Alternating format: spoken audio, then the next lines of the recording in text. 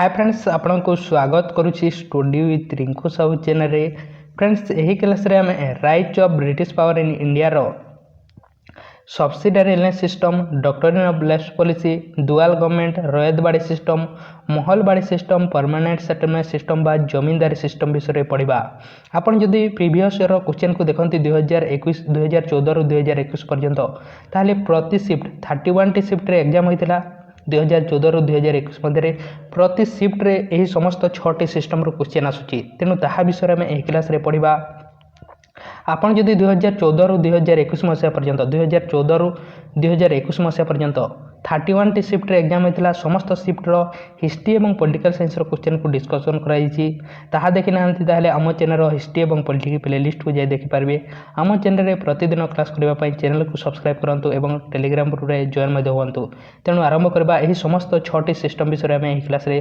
Discussion करबा प्रथमे देखबा सब्सिडारी एलायंस सिस्टम माने कोन अटे Subsidiary alliance system was basically a treaty between the British East India Company and the Indian princely state. यह गोटे कौन अटे ट्रीटी बा संधि अटे कहा का मध्य ब्रिटिश ईस्ट इंडिया कंपनी एवं आम देशर प्रिंसली स्टेट माने राजा महाराजा मध्य गोटे संधि अटे it was formed by Lord Wellesley the governor general of India from 1798 रु 1805 यह के फॉर्मेट करथिले लॉर्ड वेलेस्ली यहाँ फॉर्मेट करते से किए थे आम गवर्नर जनरल ऑफ इंडिया थे 1798 रु 1805 मसीहा पर्यंत the subsidiary alliance in India was planned by Lord Wellesley but this term was introduced by French governor Dupleix ये सब्सिडारी एलायंस सिस्टम को किए आनी लॉर्ड वेलेस्ली यहाँ आनी एवं इंट्रोड्यूस किए करते French East India company governor duplex यहाँ इंट्रोड्यूस करते An Indian ruler entering into subsidiary alliance with the British had to dissolve his own armed forces except the British forces in his territory अर्थात यही system द्वारा कौन करा मनकर नहीं जानतु गोटे राजा ए तांको पाखक ब्रिटिशर माने गले एवं कौन कहले राजा ए को आम देशर राजा ए अटंती कहले जे तांकर सैन्य जहाँ मध्य सैन्य सामंत अच्छी जहाँ मध्य आर्मी अच्छी मिलिटारी अच्छी समस्त को ब्रिटिशर मानक से देदेवे एवं ए राजा सुरक्षा यही ब्रिटिशर माने रखिबे तांको सहित कहीं जदि आक्रमण करती युद्ध करती आम देशर राजा माने हुंतु बा बाहर कहीं युद्ध करती ताहले ब्रिटिशर माने तांको सहित युद्ध करेंगे यह थिला सब्सिडारी एलायंस सिस्टम एवं यही सब्सिडारी एलायंस सिस्टम रे आम देशर जहाँ मध्य राजा अछंती से माने यही जो मिलिटारी तांकर देबे जो आर्मी मानक देबे तांकर रहिबा खाइबा मेंटेनेंस चार्ज समस्त चार्ज आम देशर राजा माने देबे जदि दे न पारंती ताहले कोन हेबो एही आम राजा मानकर किछि टेरिटरी को ब्रिटिशर माने नै जिबे एवं एही ब्रिटिशर सैन्य माने जाइकी आम राजा को पाखरे मध्य रहिबे तांको सिक्योरिटी प्रदान करिवे एवं ताहार मध्य मेंटेनेंस चार्ज आम देशर राजा माने देबे यह थिला subsidiary alliance system He also had to pay for the British army maintenance. If he failed to make the payment, a portion of his territory would be taken away and cases to Britisher. अर्थात से जदि पैसा दे न पारंते maintenance पाई ताहले किछि territory को नहीं जिबे In return, the British would protect the Indian state against any foreign attack or internal revolt. कौन सी रिवोल्ट रु कौन सी युद्ध रु ताकू सुरक्षा देबे प्रोटेक्शन देबे राजा मानकू French East India governor Dupleix is known as the pioneer of subsidiary alliance क्या सब्सिडारी एलायंस सिस्टम रो पायनियर कहुए जमी आम देशर पायनियर ऑफ इंडियन रिनेसांस कहुए राजा राममोहन राय को सेमिति फ्रेंच गवर्नर डुप्लिक्स को कहुए pioneer of subsidiary alliance system कहुए एवं यही सिस्टम को किए एक्सेप्ट करते Nizam of Hyderabad was the first accept the subsidiary alliance system Hyderabad जी राजा थे सी प्रथमे ये सब्सिडारी एलायंस सिस्टम को एक्सेप्ट करते nature of subsidiary alliance is termed as non intervention policy यह कौन कहुए नॉन इंटरवेंशन पॉलिसी कहुए Indian kingdom loss their sovereignty संप्रभुता को इंडियन किंगडम बा राजा महाराजा माने हराई बसिले यह द्वारा कौन कहीं निज राज्य कौन सी डिसीजन नेबा अछि ताहाको इंग्रेज माने डिसाइड करिले एवं आम देशर राजा माने यही सिस्टम द्वारा कौन है आम देशर राजा माने कहारी सहित ସନ୍ଧି କରିପାରିବେ ନାହିଁ ଏହି ସନ୍ଧିରେ ଯଦି ଜଏନ୍ ହୁଅନ୍ତି। ଏବଂ ହାଇଦ୍ରାବାଦର ରାଜା 1798 ମସିହାରେ ଏହି ସିଷ୍ଟମରେ ଏକ୍ସେପ୍ଟ କରିଥିଲେ। ସର୍ବପ୍ରଥମେ ମୈଶୂର 1799 ମସିହାରେ after Tipu Sultan defected in the fourth Anglo Mysore war. Fourth Anglo Mysore ୱାର୍ରେ ଟିପୁ ସୁଲତାନଙ୍କର ମୃତ୍ୟୁ ହୋଇଥିଲା କାହିଁକିନା ସେ ସବସିଡିଆରୀ ରିଲେ ସିଷ୍ଟମକୁ ଏକ୍ସେପ୍ଟ କରିନଥିଲେ। ସେଥିପାଇଁ ଯୁଦ୍ଧ ହୋଇଥିଲା ଫୋର୍ଥ ଏଙ୍ଗ୍ଲୋ ମୈଶୂର ୱାର୍ ଏବଂ ତାଙ୍କର ମୃତ୍ୟୁ ହେବା ପରେ ମୈଶୂର ମଧ୍ୟ ଏକ୍ସେପ୍ଟ କରିନେଲା। ଅବଧ 1801 ମସିହାରେ, ମରାଠା 1802 ମସିହାରେ ଏଥିରେ ଜଏନ୍ ହୋଇଥିଲା। ଆଶା କରୁଛି ଆପଣ ସବସିଡିଆରୀ ରିଲେ ସିଷ୍ଟମ ବିଷୟରେ ବୁଝିପାରିଥିବେ। ଏହିଭଳି ଆପଣ ପ୍ରତି କ୍ଲାସକୁ ଦେଖିବା ପାଇଁ ଆମ ଚ୍ୟାନେଲର ପ୍ଲେଲିଷ୍ଟକୁ ଯାଇ ଆପଣ ଦେଖିପାରିବେ। ତେଣୁ ଆରମ୍ଭ କରିବା। ଡକ୍ଟ୍ରିନ୍ ଅଫ୍ ଲେଫ୍ଟ ପଲିସି କ'ଣ, ଡକ୍ଟ୍ରିନ୍ ଅଫ୍ ଲେଫ୍ଟ ପଲିସି କିଏ ଆଣିଥିଲେ ଏବଂ କ'ଣ ଅଟେ ତାହା ବିଷୟରେ ଆମେ ଦେଖିବା। The doctrine of lapse was introduced by Lord Dalhousie. According to this doctrine, if any Indian ruler die without leaving a will, there his kingdom would automatically pass over the British। ଏହାକୁ କିଏ ଆଣିଥିଲେ? Doctrine of left ପଲିସିକୁ ଆଣିଥିଲେ Lord Dalhousie ଆଣିଥିଲେ। Lord Dalhousie ଏହି doctrine of left ପଲିସିକୁ ଆଣିଥିଲେ ଏବଂ ଏହି system ଦ୍ୱାରା କ'ଣ କରାଯାଇଥିଲା, ଯେଉଁ ରାଜାଙ୍କର ବାୟୋଲୋଜିକାଲ ଚାଇଲ୍ଡ ନାହିଁ ସେହି ରାଜ୍ୟକୁ ଇଂରେଜମାନେ ନେଇଯାଉଥିଲେ। ଅର୍ଥାତ୍ ବାୟୋଲୋଜିକାଲ ମେଲ୍ ନାହିଁ, ପୁଅ ନାହିଁ ତାଙ୍କର, ବାୟୋଲୋଜିକାଲ ମେଲ୍ କ'ଣ ସେ ଆଡପ୍ଟେଡ୍ ମେଲ୍ ନୁହେଁ, କାହାରି ଠାରୁ ଆଣିକି ସେ ପାଲୁଥିବେ ସେ ମେଲ୍ ନୁହେଁ, ନିଜର ପୁତ୍ର ହେବା କଥା, ବାୟୋଲୋଜିକାଲ ଚାଇଲ୍ଡ ହେବା କଥା। ତାହେଲେ ଯଦି ନାହାନ୍ତି ତାହେଲେ ସେ ରାଜ୍ୟକୁ ଇଂରେଜମାନେ କ୍ୟାପଚର କରି ନେଇଯିବେ ଏହି ଡକ୍ଟ୍ରିନ୍ ଅଫ୍ ଲେଫ୍ଟ ପଲିସି ଦ୍ୱାରା। ଏହାକୁ ଲର୍ଡ ଡେଲାହାଉସି ଆଣିଥିଲେ। Lord Dalhousie was Indian governor general from 1848ରୁ 1856 ମସିହା ପର୍ଯ୍ୟନ୍ତ ଲର୍ଡ ଡେଲାହାଉସି ଆମ ଦେଶର ଗଭର୍ଣ୍ଣର ଜେନେରାଲ ଥିଲେ ଏବଂ ଏହି ପଲିସି ଏଠାରୁ ଏକ୍ଜାମରେ ଆସିଥାଏ। ଏହି ପଲିସି ଦ୍ୱାରା ସର୍ବପ୍ରଥମେ କେଉଁଟାକୁ ନେଇଥିଲେ? 1848 ମସିହାରେ। କେବେ ନେଇଥିଲେ? 1848 ମସିହାରେ ସତାରାକୁ ନେଇଥିଲେ।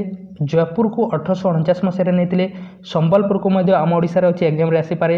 1849 ମସିହାରେ ନେଇଥିଲେ। ଭଗତକୁ 1850ରେ ନେଇଥିଲେ। ଉଦୟପୁରକୁ 1852ରେ ନେଇଥିଲେ। ଝାନ୍ସୀକୁ 1853ରେ ନେଇଥିଲେ। ନାଗପୁରକୁ 1854ରେ ନେଇଥିଲେ। ଅବଧକୁ 1856ରେ ନେଇଥିଲେ। ଏବଂ ଅବଧକୁ କେମିତି ନେଇଥିଲେ? ଅବଧକୁ ସେମାନେ ଡକ୍ଟ୍ରିନ୍ ଅଫ୍ ଲେଫ୍ଟ ପଲିସି ଦ୍ୱାରା ନେଇନଥିଲେ କାହିଁକିନା ଅବଧଙ୍କର ରାଜାଙ୍କର ଅନେକ ଗୁଡ଼ିଏ ପୁତ୍ର ଥିଲେ ଏବଂ ଅନେକ ଗୁଡ଼ିଏ ପତ୍ନୀ ମଧ୍ୟ ଥିଲେ। ସେଥିପାଇଁ ତାଙ୍କୁ ସେମାନେ ନେଇପାରିନଥିଲେ ଏବଂ ଗୋଟିଏ ପଲିସିକୁ ସେମାନେ ପୁଣି ଇଣ୍ଟ୍ରୋଡ୍ୟୁସ୍ କରିଦେଲେ। ତାହାକୁ କହିଲେ ମିସ୍ ଗଭର୍ଣ୍ଣାନ୍ସ ଅଫ୍ ଅବଧ। ଅର୍ଥାତ୍ ଅବଧଙ୍କର ରାଜା ଠିକ୍ ଭାବରେ ଶାସନ ଚଲାଇ ପାରୁନାହିଁ, ସେଥିପାଇଁ ତାଙ୍କୁ ମିସ୍ ଗଭର୍ଣ୍ଣାନ୍ସ ପଲିସି ଦ୍ୱାରା 1856 ମସିହାରେ ସେମାନେ ନେଇଯାଇଥିଲେ। ନେକ୍ସଟ ଦେଖିବା ଦୁଆଲ ଗଭର୍ଣ୍ଣମେଣ୍ଟ କ'ଣ ଅଟେ। ଅର୍ଥାତ୍ ଦୁଇଟି ଶାସନ। ଦୁଆଲ ଗଭର୍ଣ୍ଣମେଣ୍ଟ ମାନେ କ'ଣ? ଦୁଇଟି ଶାସନ। ଏହାକୁ କିଏ ଇଣ୍ଟ୍ରୋଡ୍ୟୁସ୍ କରିଥିଲେ? ରବର୍ଟ କ୍ଲାଇଭ୍ ଇଣ୍ଟ୍ରୋଡ୍ୟୁସ୍ କରିଥିଲେ। ରବର୍ଟ କ୍ଲାଇଭ୍ କିଏ ଥିଲେ? 1757 ମସିହାରେ ଜଣେ ଗଭର୍ଣ୍ଣର ଥିଲେ, ଗଭର୍ଣ୍ଣର ଜେନେରାଲ ନୁହେଁ, ଗଭର୍ଣ୍ଣର ଥିଲେ ବେଙ୍ଗାଲର। 1757 ମସିହାରେ ବ୍ୟାଟଲ୍ ଅଫ୍ ପଲାସି ହୋଇଥିଲା ବଙ୍ଗାଲର ନବାବ ସିରାଜଉଦ୍ଦୌଲା ଏବଂ ରବର୍ଟ କ୍ଲାଇଭ୍ ମଧ୍ୟରେ। ରବର୍ଟ କ୍ଲାଇଭ୍ ଜିତି ଯାଇଥିଲେ ଏବଂ ସେହିଦିନ ଠାରୁ ବ୍ରିଟିଶମାନେ ଆମ ଦେଶରେ ଶାସନ କରିବା ଆରମ୍ଭ କରିଥିଲେ। ରବର୍ଟ କ୍ଲାଇଭ୍ ହେଲେ ପ୍ରଥମ ଗଭର୍ଣ୍ଣର ଅଫ୍ ବେଙ୍ଗାଲ ହେଲେ। କାହିଁକି ହାରିଥିଲେ? କାହିଁକିନା ବେଙ୍ଗାଲର ନବାବ ସିରାଜଉଦ୍ଦୌଲାଙ୍କର ଜଣେ ସେନାପତି ଥିଲେ ମୀର ଜାଫର, ସେ ଯେଉଁଟା ଗଦ୍ଦାରୀ କାର୍ଯ୍ୟ କରିଥିଲେ ସେଥିପାଇଁ ସେ ହାରିଯାଇଥିଲେ ଏବଂ ରବର୍ଟ କ୍ଲାଇଭ୍ ଜିତି ଯାଇଥିଲେ। ରବର୍ଟ କ୍ଲାଇଭ୍ ହେଲେ ପ୍ରଥମ ଗଭର୍ଣ୍ଣର ଅଫ୍ ବେଙ୍ଗାଲ ହେଲେ। ତେଣୁ ଦୁଆଲ ଗଭର୍ଣ୍ଣମେଣ୍ଟ ମାନେ କ'ଣ? ଏହା କାହା ଦ୍ୱାରା ଅଣାଯାଇଥିଲା? 1765 ମସିହାରେ ଏହି ଯୁଦ୍ଧ ପରେ 1765 ମସିହାରେ ଏହି 1757 ଯୁଦ୍ଧ ପରେ ଗୋଟେ ଟିଟି ହୋଇଥିଲା, ଟିଟି ଅଫ୍ ଆହ୍ଲାବାଦ। ଏହାକୁ କ'ଣ କହି 1765 ମସିହାରେ ଟିଟି ଅଫ୍ ଆହ୍ଲାବାଦ ଶାହ ଆଲମ ଟୁ ଏବଂ ରବର୍ଟ କ୍ଲାଇଭ୍ ମଧ୍ୟରେ ହୋଇଥିଲା। ଏହି ଟିଟି ଦ୍ୱାରା କ'ଣ ହେଲା, ଯାହା ଟ୍ୟାକ୍ସ କଲେକ୍ସନ୍ ହେବ ତାହା ଇଂରେଜମାନେ ନେବେ ବା କରିବେ ଟ୍ୟାକ୍ସ କଲେକ୍ସନ୍ ଏବଂ ତାହାକୁ ମେଣ୍ଟେନାନ୍ସ ପାଇଁ ଯାହା ମଧ୍ୟ କାର୍ଯ୍ୟ ଲାଗିବ ତାହା ଆମ ଦେଶର ରାଜାମାନେ କରିବେ। ଏହାକୁ କୁହାଯାଏ dual government. Dual government was introduced by Robert Clive, first governor of Bengal in Bengal in 1765 and it was continued until 1772. Under this system, the administration of the Bengal was divided into two parts. गोटे को कहुला दिवानी और गोटे कहुला निजामत। Diwani means right to collect revenue was given to company and nizamat means administrative right to given to the nawab. अर्थात administrative right जहाँ अन्य कार्य था करते नवाब माने राजा माने एवं निजामत माने राजा एवं दिवानी माने से राइट्स को जो रेवेन्यू कलेक्शन करा। नेक्स्ट क्वेश्चन देखा रयतबाड़ी सिस्टम विषय। This system was introduced in Lord Hastings period कहा समय यहाँ इंट्रोड्यूस कराइला लॉर्ड हास्टिंग पीरियड रे यहाँ इंट्रोड्यूस कराइला आम देशर गवर्नर जेनेल 1813 रु 1823 मसीह रयतबाड़ी सिस्टम को इंट्रोड्यूस कराइला। This system of tax collection was introduced by Lord Munro governor of Madras in 1820 केवे इंट्रोड्यूस कराइला 1820 मसीह किए इंट्रोड्यूस करते Lord Munro governor of Madras governor थे सी इंट्रोड्यूस करते रयतबाड़ी सिस्टम को कहा समय लॉर्ड हास्टिंग को समय tax was directly collected by farmer tax कौन कराइला डायरेक्टली फार्मर ठारू कलेक्शन कराइला अर्थात डायरेक्टली फार्मर ठारू कलेक्शन कराइला तेणु मिडिल मैन नथिले एथिरे रयतबाड़ी सिस्टम रे एग्जाम रे आसीते मिडिल मैन को सिस्टम रे नथिले रयतबाड़ी सिस्टम रे कहीं ना डायरेक्ट कलेक्शन कराइला the rate were 50% in dry land and 60% in wet land जोटारे चाष हेउ नथिला सेटारे 50% जोटारे चाष हेउतला 60% टैक्स कलेक्शन करा जाउतला। Tax was collected in the को जगह टैक्स कलेक्शन करा जाउतला मद्रास बॉम्बे आसाम एवं कुर्ग प्रोविंस रे टैक्स कलेक्शन करा जाउतला।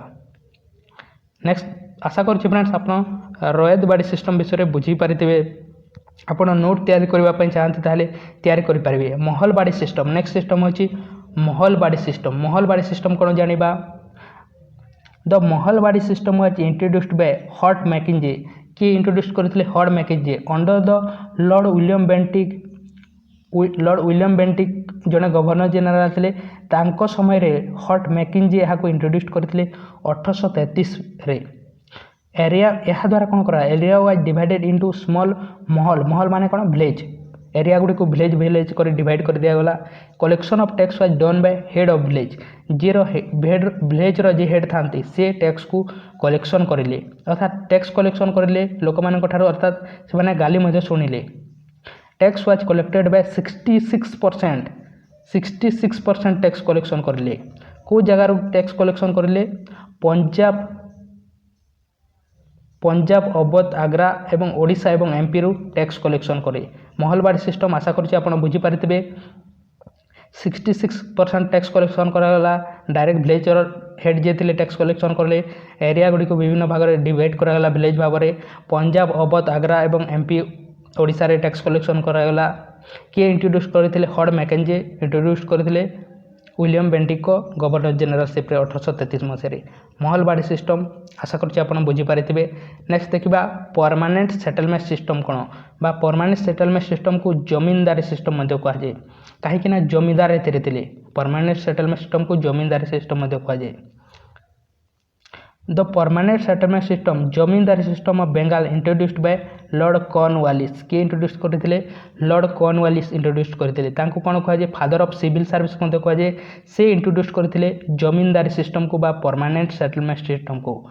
The permanent settlement of Bengal was effected by East India company headed by governor general Lord Cornwallis 1793 मसीह को इंट्रोड्यूस कराइला परमानेंट सेटलमेंट सिस्टम को।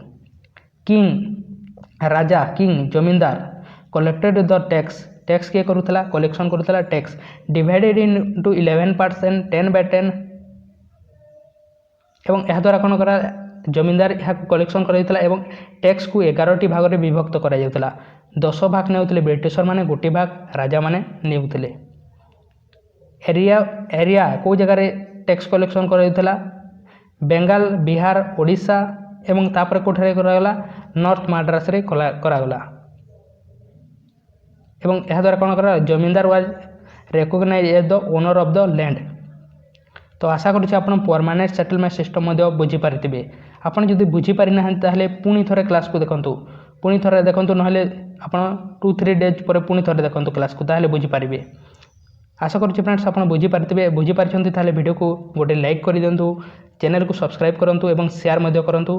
तेणु थैंक यू सो मच आप अन्य समस्त क्लास देखी ना ताहले आम चैनल हिस्ट्री एवं पॉलिटी प्लेलिस्ट को जाई आप अन्य समस्त प्रीवियस क्वेश्चन को देखिपारे एवं हिस्ट्री प्लेलिस्ट को जाई हिस्ट्री देखिपारे पॉलिटी प्लेलिस्ट को जाई पॉलिटी देखिपारे एवं 2014 ରୁ 2021 मसीहा पर्यंत पॉलिटी एवं हिस्ट्री समस्त क्वेश्चन को डिस्कसन कर जाई सरी आपन देखी ना ताहले देखिपारे हिस्ट्री पॉलिटी प्लेलिस्ट को जाई टेलीग्राम ग्रुप रे जॉइन ना ताहले जॉइन हो तो डिस्क्रिप्शन रे लिंक देछि।